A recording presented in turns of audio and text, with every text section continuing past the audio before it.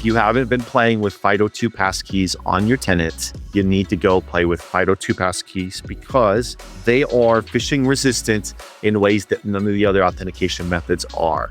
FIDO2 passkeys use a separate cryptographic channel to authenticate you. They're not vulnerable to the same token stealing attacks. Welcome to Demystifying Microsoft, a podcast by the Sourcepass Center of Excellence for Microsoft. We believe Microsoft shouldn't be hard. Each week, we break down what's changing across the Microsoft ecosystem, help you solve your toughest challenges, and provide clear, actionable advice to keep you ahead of the curve. If you're responsible for Microsoft decisions and want clarity without complexity, you're in the right place. Hello, and welcome to this episode of the Demystifying Microsoft podcast. Today, we're going to do a live hands-on lab of deploying our top 10 conditional access policies. We're going to cover a lot of territory today and going to go through some technical stuff. I've got some prerequisite conversations to have about this, and then we'll jump in. We'll show you these policies. We're going to deploy a number of them on screen. A few of them I have staged. And hopefully this is helpful for you to understand our recommendations how to properly secure a tenant. There's, of course, more things you can do, but this is kind of our top 10 with a couple bonus controls built in, policies for every tenant, and we will go from there. So let's start with what conditional access is and why it's important. So the main issue is that username and password are clearly no longer sufficient to protect modern organizations. You need to have MFA. You need to have additional controls around common attack vectors around identity. Conditional access is Microsoft's zero trust enforcement layer. I like to call it the firewall rules for identity. It's the rules about where and how and when someone can connect to a tenant. And so it's important that they're dialed in properly. This blocks 97% of the credential stuffing hacks, so it can be blocked by blocking legacy auth. There's some crazy high percentages of attacks that are blocked by disabling MFA. You turn on all these policies, you're going to block a very, very high percentage of the common attack vectors against Microsoft 365 identities and really eliminate a lot of the edge cases we're starting to see creep up. A couple things to keep in mind of as you're going through this. First of all, it's important to familiarize yourself with zero trust architecture. The idea is that you assume that there's a breach, assume that you have to verify every request. Don't give anybody implicit trust based on where they are, who they are, what they're doing. We want to make sure that we're always prompting at any moment where there could be sensitive information or sensitive access given. And so you're going to see some of these policies seem a little redundant, but they're redundant because we're bringing them in at key moments in a process that we want to make sure that whoever's doing this is legitimate and the real user. It's not about blocking threat. It's also about dynamically limiting their impact and their access. Secondly, when you deploy these, when you start playing with conditional access, there's a couple things to keep in mind. First of all, report-only mode is your friend. It allows you to see the impact. It allows you to understand the impact, see how conditional access impacts users in the logs, but it also allows you to not lock yourself out. There's a real value in scoping these policies properly as you deploy them. Most of what we're talking about here shouldn't lock you out, but I've seen a number of times where tenants have locked themselves out of a tenant through a conditional access policy that's incorrectly configured. And it can be a pain in the butt to get Microsoft to let those accounts back in. And so it is important that you use report-only mode and exclusions to your benefit. I would recommend having a couple admin accounts that you have access to and excluding one of them from every policy you make as you make them. And just in case you lock yourself out, you've got another account that can bypass that new policy. You can also scope policies to a group or to a small set of users just to make sure it doesn't cause unexpected issues. And that happens. I turned on a policy on a couple tenants this week where we blocked direct send, which is not a conditional access policy, but it's a similar idea, making a policy change on the tenant and things broke. And so we had to roll it back. It's important to build these things knowing you may not always understand the impact of these changes, and that's okay. Just make sure you put some access to recover from that. For more advanced scenarios, we do recommend building a break glass emergency access admin account. Microsoft has an article about how to build that. The idea behind these accounts is that they are excluded from your conditional access policies, and they have a bunch of alerts built that if they get used, alerts go off. Other admins are notified. Everybody in the company gets a notice that, hey, the break glass account was used, and make sure you go figure out why. Since it's bypassing some of your security policies, you want really loud alerts on the use of it. And that's a great tool for making sure you don't lock yourself out of your tenant and can be helpful down the road when the next admin gets in and makes a mistake and locks everybody out. As long as you've got those break glass accounts excluded from your policies, you've got that back door that can be critical. We also recommend separating out those admin rights. It's really important that we talk about this. It's very common.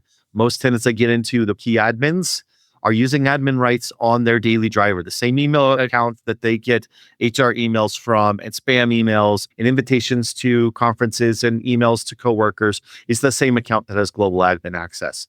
Microsoft's recommendations is that global admin accounts are separate admin accounts with limited or no licensing.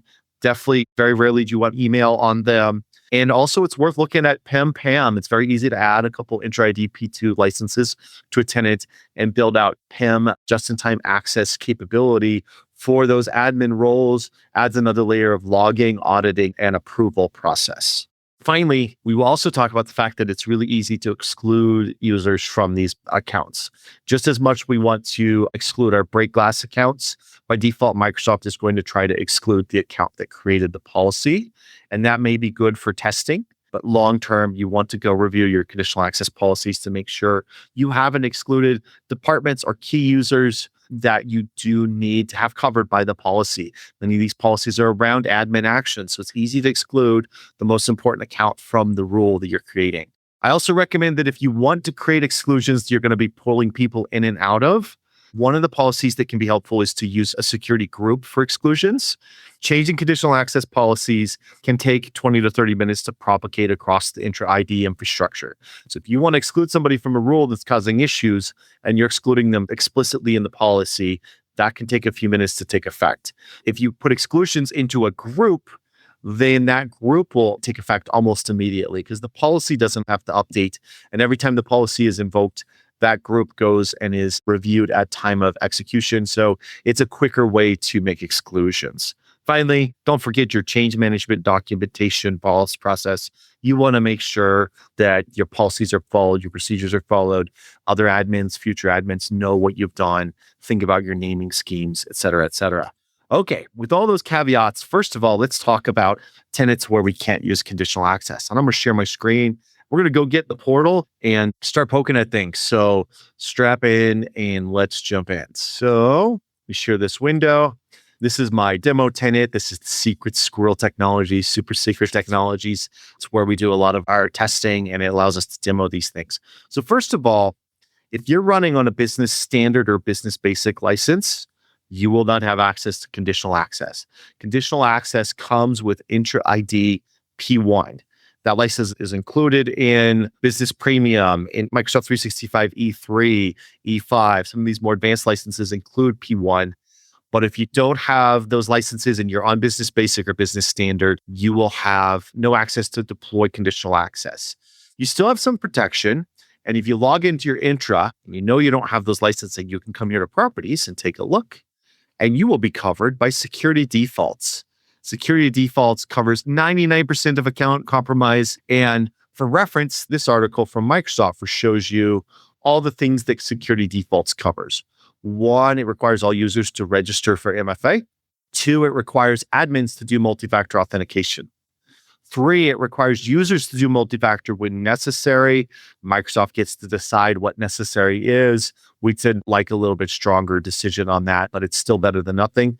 And then finally, it blocks legacy authentication. And so it also protects privileged access like access to the Azure portal.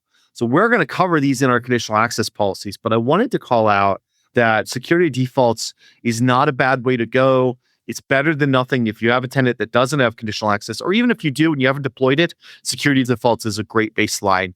We prefer the granularity that comes with conditional access. It really allows us to be more thorough in our MFA deployment. And so in this case, I have security defaults enabled on this tenant. We're going to turn it off because we want to do some conditional access.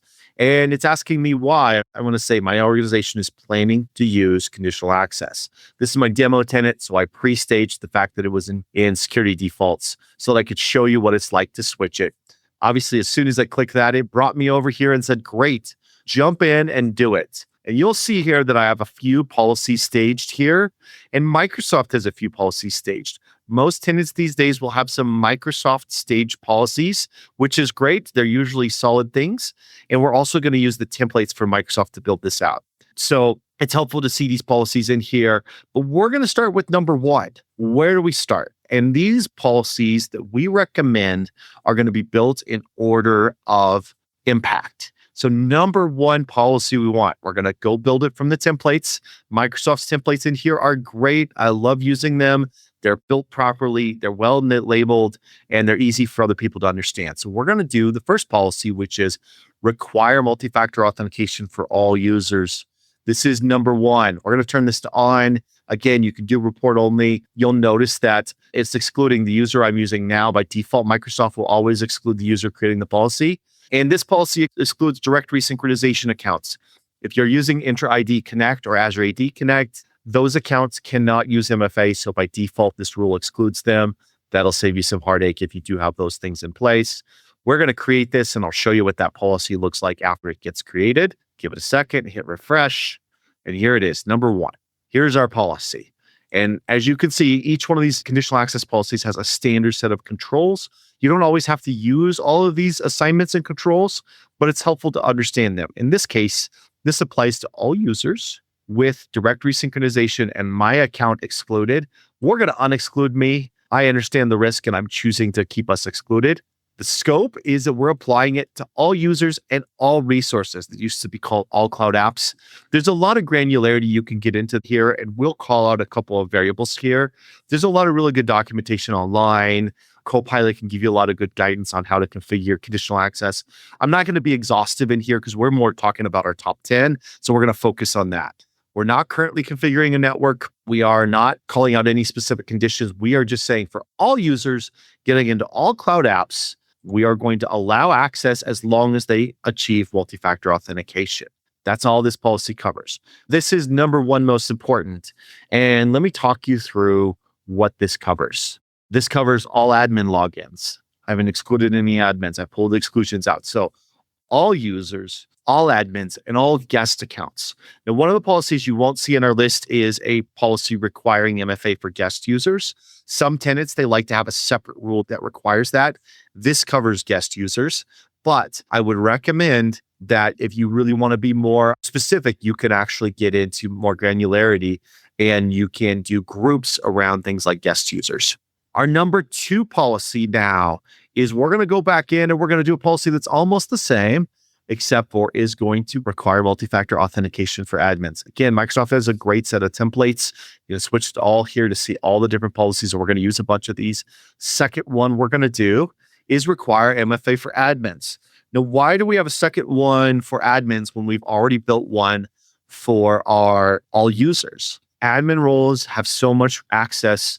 It's really important that we have multiple layers requiring MFA. So I'm a big fan of having separate policies. That way, if somebody excludes an admin account from the first policy, they're caught by the second policy. So you can see right now it's excluding me. We'll clean that up, but it's got all these built-in admin roles that will require MFA anytime those admin roles are used. So that means when you log into the admin portals, you're going to be prompted for MFA. We're going to go through and create that policy. We are going to refresh the screen because it takes a second for it to show up. Require multi-factor authentication. And I'm clicking too fast. Let's try this again. The demo gods are striking again. Well, while we're waiting, because I want to show you something, one of the things I will call out here is a little aside, named locations. These can be helpful. There are times you're going to create policies and you're going to exclude devices from policies. And sometimes you want to exclude devices on a specific IP. A common location might be your headquarters. So we're going to create Squirrel HQ. We're going to mark this as a trusted location, and we're going to put the IP as 127.0.0.1/32. It probably won't like that, but we'll try. That's a loopback address if you know. That's a nerd joke. This can be useful. For example, you may have, for example, a copier account that's doing scanned email. In that scenario, that copier is set to send email from the copier through to your Office 365. And you may want to enforce MFA on that account, but exclude it from your headquarters. So you can put in a rule that says, hey, we're going to exclude MFA we're going to block all access for that account unless it comes from this IP address. And then you exclude it from the MFA login. So there's ways to use this. It's also helpful to put this mark as trusted locations. It just gives Microsoft another data point that any logins coming from your main office are a little more trustworthy because that's a known location. It's just another data point for their backend heuristics. So let's go check out this number 2 rule we just created. Number 2, require multi-factor authentication. So this says for all these directory roles, any access they are accessing, we're requiring MFA. Similar policy to the first one, just a second layer so that we have deeper protection. Number 3 is one of the ones that's shown here as pre-built. Microsoft put this in here. It is also available in here, block legacy authentication. So we definitely want to do this. Now, what is legacy authentication? I'll show you here in a second. We're going to go edit this policy. We can't rename it, so I can't put a number 3 on here, but you can see for all users accessing all apps under the condition that they're using legacy authentication clients, active sync clients, and that is POP, IMAP, and SMTP unauthenticated. And the rule is blocked. They cannot get in. We're going to turn this policy as on. This is a critical one. This is a big set of vulnerabilities. If you've ever seen a tenant that's getting brute forced on SMTP, the audit logs are just full. The sign-in logs are just full of try after try after try of a username and a password on SMTP. Critical you get this blocked. You may find yourself blocking something critical that is sending SMTP for you. You can exclude accounts from it. But by default, we want legacy auth blocked as our number 3 control. Now you might ask, hey, I'm worried I'm going to block something important. Well, let me show you how you can go check on that. You go into the intro portal, intro.microsoft.com, which is where we're doing all of this work. That's where identity is managed. Go to the users tab and the sign-in logs tab. I do recommend switching to the new view. You can create a filter. And so we are going to add a filter, and it is under the client app functionality here. And we are going to choose Exchange Active Sync, IMAP, POP, and SMTP. Hit apply. That will filter down any logins that the block legacy authentication is going to block. In this case, I won't have any because this is a testing tenant. Very little login is happening, and definitely no login is happening over these legacy auth. But if you're in a large org, it can be really critical to be able to review this log to understand what you're going to break. That's our number 3. So we have our MFA for all users, MFA for admins, and block legacy auth. Number 4, we're going to add require authentication for Azure admin. Now, you might say, you know what? This seems like it's pretty straightforward. Obviously, this is covered by other rules. Yes, it is. We're still going to go explicitly call it out. Azure is one of those places that can get you in trouble. I've seen a number of customers where they have an Azure tenant somewhere. Nobody's really paying attention. Threat actor gets in and they spend $5,000, $10,000, $100,000 in a month on VMs to mine crypto for them. And Microsoft does not tend to be quick to forgive those expenses. So having MFA required for Azure management is a great call, and I want to do it as a separate rule. Once again, I don't want my admins to accidentally exclude myself from that. And I'm going to go rename that policy because I want to put the number 4 in here, because it is our number 4 rule. And I think it's helpful to see that. Again, all users with me excluded. I don't want to exclude me. I understand the risks of that. Target resources, selected resources, Azure Resource Management. Control required, require multi-factor authentication. There's a number 4 rule.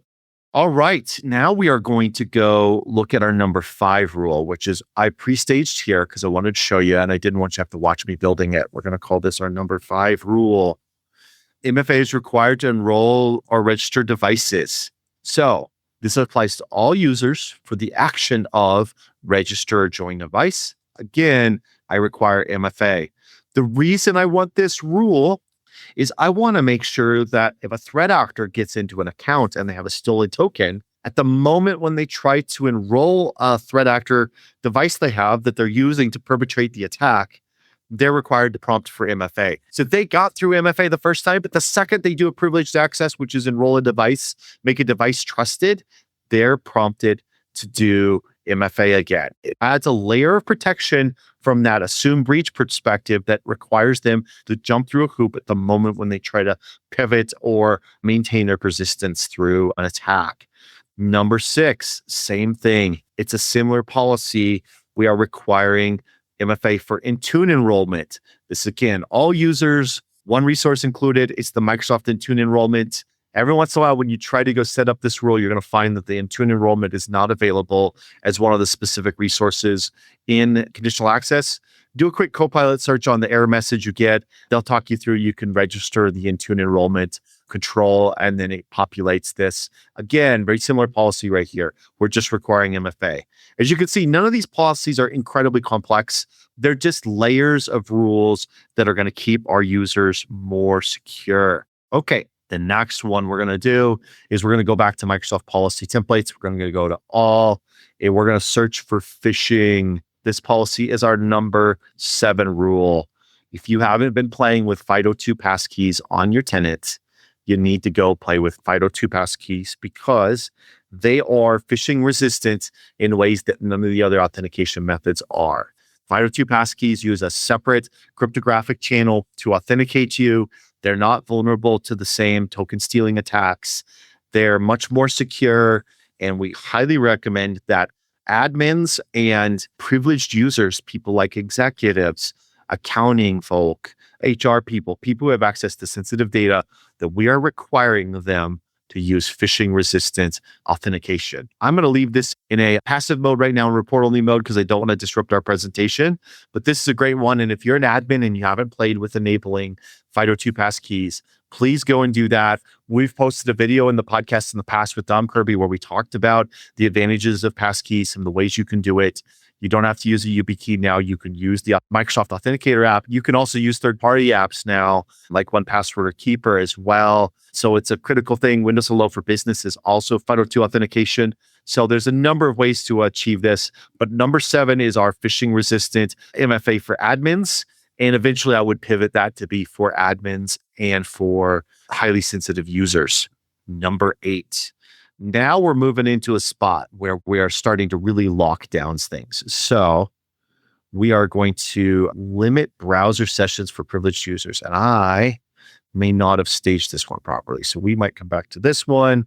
I'm going to push this to us while we're talking here in my other window. And we'll go ahead and get this pushed because I'm going to talk through. We're going to skip our number 8 rule here while I get that policy pushed. I forgot to pre-stage that one. We're going to go to number 9, which is require a managed device. And I have that pre-staged in our list here. So we're going to go to number 9. All right, I have this policy pre-staged like I'm about to stage our other policy, just so you can see it. We're going to call this our number 9. What's the rule here? This is saying, hey, I only want to have devices into my tenant that are managed. And by managed, that means they are either covered by, Intune is really what divides this, but you can also have on-prem AD devices, have that sync up through Intra ID Connect. You can do some Copilot searches, how you make devices managed. And you can go ahead and make it so that in order to get in for all users, the device has to be, for all apps, all resources, you need 2 conditions. Conditions are either for any device is the first condition with exclusion of Android and iOS. And when you get to more advanced conditional access policies, mobile devices are separate. And we'll have a quick aside about that as we get to the end of this episode. But for Windows Phone, good God, please don't be using that anymore.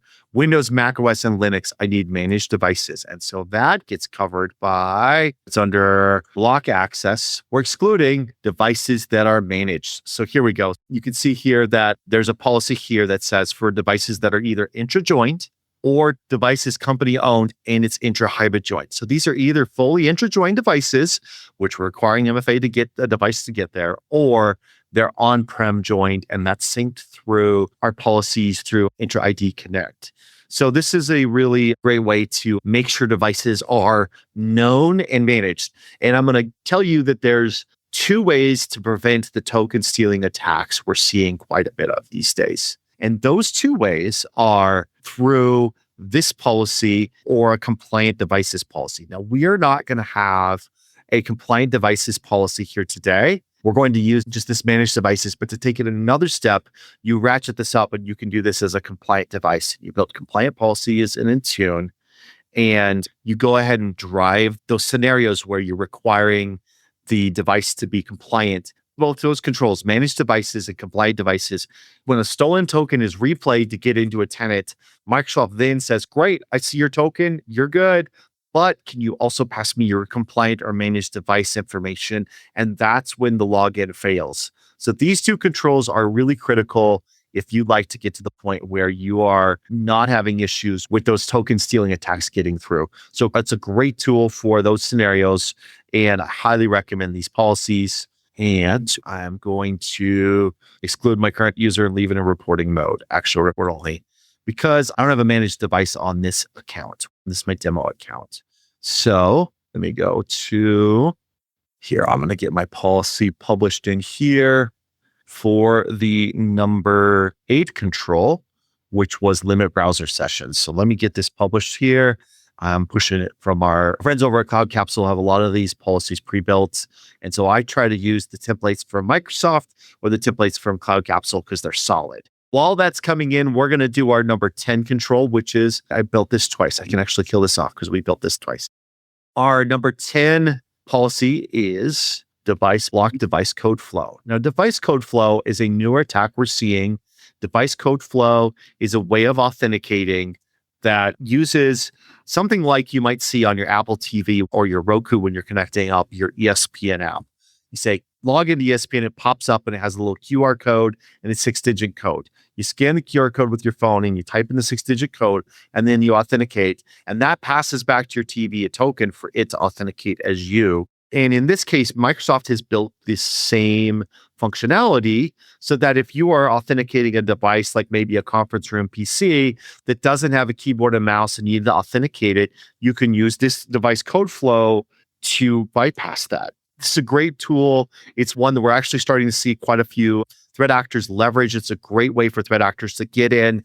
They trick a user into doing the authentication flow. And when they do, the downside is the user goes through the full MFA and authenticates it properly. So your MFA policies don't protect because device code flow allows the user to properly authenticate for the device code flow. They get a token that then is valid. Your managed device policy and your compliant device policy will help in this case, but it's just a flow we really want to limit. So we're going to turn this on, and then I'm going to go show you how to check for this, because you can actually check for this device code flow in the sign-in logs. Remember earlier we went to Intra Admin Center, users, sign-in logs. You can actually filter for that. So you can add filters. So again, we're going to switch to the new view. We're going to show dates for 1 month. We're going to filter for authentication protocol. And I think that's down towards the bottom here. And device code is one of the options. So we'll go ahead and set apply. You can see there's no logins that trigger this because this tenant doesn't get a lot of email. But if you do happen to have a conference room PC or something like that that is using this, you can figure out what that is and decide how you want to exclude it. One of the options I would recommend is if device code flow is used by conference room PCs, maybe you can exclude them from this policy, but then set a policy that says they can only log in from your office IP. If you have a bunch of devices that are using device code flow, maybe everybody has a desktop phone that's using it, I would recommend spending some time with one of our experts and we can walk our way through some of the other compensating controls we can put in place. But this is a great rule to have in place. We're seeing these attacks in the wild and this being exploited regularly. So I'm not able to rename this because Microsoft has the default built-in one here, but I believe that's also one of the pre-built ones here in the policy templates. So you can see we have our policies here. Let's go back to number 8, where we didn't get to look at that one. As I said, I forgot to publish it ahead of time. Number 8, for specific users, all our global admins specifically for those directory roles, but any of those directory roles for all resources, we are going to say require MFA and limit browser sessions to 4 hours and never make it persistent. The idea here is if you are doing a good job separating out your admin roles from your users' daily drivers, this would be very disruptive if you had to sign in every 4 hours on all your devices. But if an account has privileged access, it should be used in a separate browser session. I recommend Edge profiles for this or private sessions. And you will want this as a best practice to say, hey, those admin profiles, those admin creds, they don't last. When you need to go in and use that extra special access you have, we are going to limit the time frame on that login to 4 hours, and you're going to have to authenticate regularly. That way, if your device gets compromised, somebody sits down at your computer and signed in, they don't have admin creds through that session. If those creds get stolen, those stolen creds are only going to work for a short amount of time. So those are our top 10 conditional access policies. Now let's move on to our 2 freebies. We got a couple freebies here because there's a couple of things we can talk about. We talked about how you can take your managed device requirement and turn that into a compliant device requirement. That's a great way to up the security of your policies. And that is our required managed device control number 9. There's a couple more controls that we highly recommend, but they require some additional licensing. And that would be the Intra ID P2 license. So if we go over here and we switch to our admin portal, I'll show you what that looks like. Intra ID P2 is a great license for the more security-minded users out there. You've got some sensitive data. What Intra ID P2 adds is it adds a bit of controls around risky sign-ins. First of all, let's talk about the best way to buy Intra ID P2. Now, this is my demo tenant, so I tend to buy things separately. We have licenses come and go based on the demo we're doing. So you can see here we're using Business Basic with Defender for Office 365 and Intra ID P1 and P2 for our demo.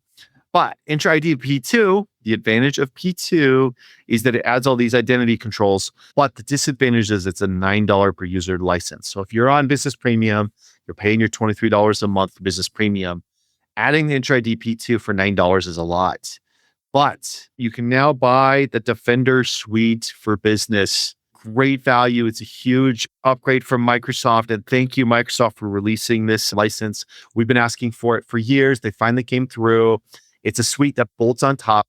For $10, you get the entire Defender Suite, which used to be called E5 Security. Included capabilities, it's got Intra ID P2, it's got Defender for Endpoint P2, Defender for Identity, includes Defender for Office 365 P2, Defender for Cloud Apps, Defender for IoT, and some Defender XDR capabilities. It really ups your security posture. And the most important part of it, for $10, you get all those things. But the Defender for Intra ID P2 is $9 alone. So it's an incredible value. And what does Defender for Identity P2 add? Well, it adds these policies.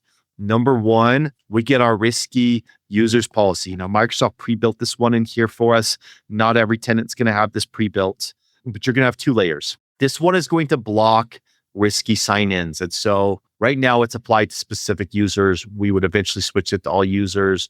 Right now it's tied to that policy for all apps.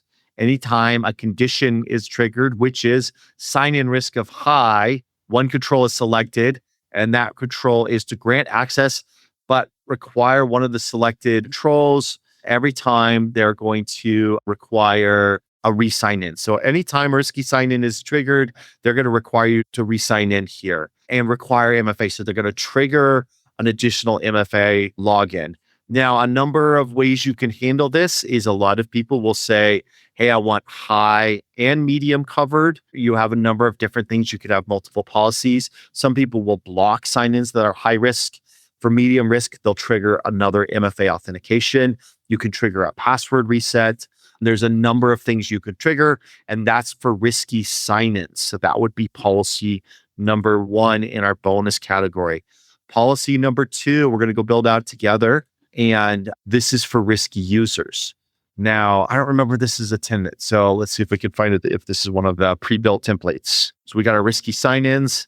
Okay, so you can see Microsoft has a couple templates here that you can see here. For risky sign-ins, they've got a pre-built policy, and for high-risk users. So we're going to go ahead and put this policy in from the template and show you what it is. I'm going to go ahead and just create it, and then we'll go log into it and show you what it looks like. The idea of what the difference between risky sign-ins and risky users is risky sign-ins are looking for weird things like, hey, you logged in from impossible travel. You're using an anonymous IP, like a Tor node or a VPN exit node. You have a risky IP that's been linked to malware. I see a password spray attack. It's using leaked credentials. There's a number of things that trigger the risky sign-ins.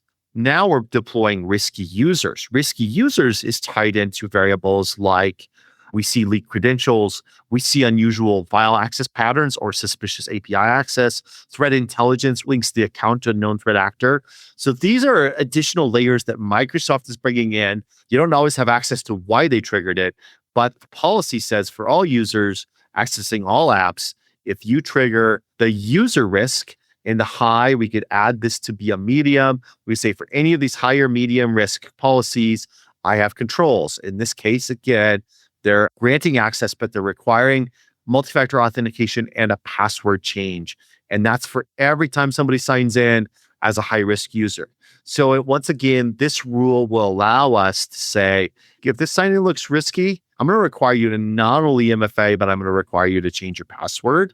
And it really takes it so that if that token, that account, that password gets stolen, it drives that login through a password change, sends off emails, lets people know. And these are the more active protections. So these two bonus controls are active protection that really add a lot of security. And they're a big deal. If you've ever had to investigate an incident where an account's been compromised, it can be really discouraging when you see the login came in on Friday night at 10 p.m. from Singapore with stolen credentials.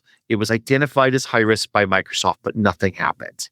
And when you have this Intra ID P2, you have these policies in place, that login would have been interrupted, would have been forced to MFA. They wouldn't have been able to pass MFA.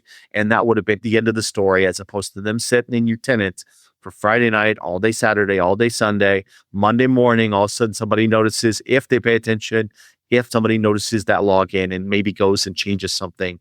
But it really helps you prevent those incidents that Microsoft has detected. And if you'd like to look at the risky users, this will be fun to do live. Obviously, this is a test tenant, so there's no data in here. But in the Intraportal, you can scroll down to ID protection. And you come down here and you can see risky agents. I don't have any AI agents, so they don't exist. Risky users, I think we have one identified. No results, so nothing showed here. In the past, we've seen something in here, but you can go kind of remediate this and manage this. I do recommend as an admin, you look at this data on a regular basis. Risky workload identities, these are for service principals. Risky sign-ins are identified and tagged. We'll do the last month, see if anything comes up. I don't think anything will. But these are a number of different windows into sign-ins that Microsoft is tagged as risky. The final layer I would encourage people who are really serious about identity protection is to build all these out, to make sure you've got your P2 licensing, to make sure you're pushing FIDO2 logins, but do make sure you've got those sign-ins covered. And then you've got your ID P2 policies where you are blocking and password resetting and MFAing any risky users or risky sign-ins. And then we do recommend for more sensitive environments that you have a 24/7 identity protection solution tied into your 365. These are SOC services that have analysts running 24/7, looking at your tenant, watching for anomalous activities. That way, if somebody logs in the middle of the night, there's somebody there to say, I don't like this. We're locking this account out. We'll deal with this in the morning. That is a recommendation for our most sensitive customers, our most security conscious customers, that they run a 24/7 SOC service. You can see here at one point we did get it last week. It is the 15th today. So about a week ago, we did get a login from Arizona. An IP got flagged. It was detected at sign in, but Intra ID didn't like it. It didn't know the location. I'm in Denver. The sign in was from Phoenix. And so it flagged it as a risky sign in. In this case, I'm fairly certain this is me logging in from one of my Windows 365 hosts in the Microsoft data center. And so not a big concern. And again, this is a test tenant, so we really don't care too much about that. But it shows you the kind of data Microsoft is paying attention to. They see trillions of logins a day. They're able to correlate some patterns and detect some really good things. So I hope this was helpful. I know I covered a ton of data here, but this is really the battleground of the modern security infrastructure. Identity is where this battle happens. I'm sure somebody will say in the comments, there's 4 other policies they recommend. What we didn't cover today was mobile devices. When you start looking at your mobile devices, that's a different conversation. Your Android and your iOS, you really want to talk through looking at mobile application management policies. Maybe you have company-owned devices and you want to put MDM policies.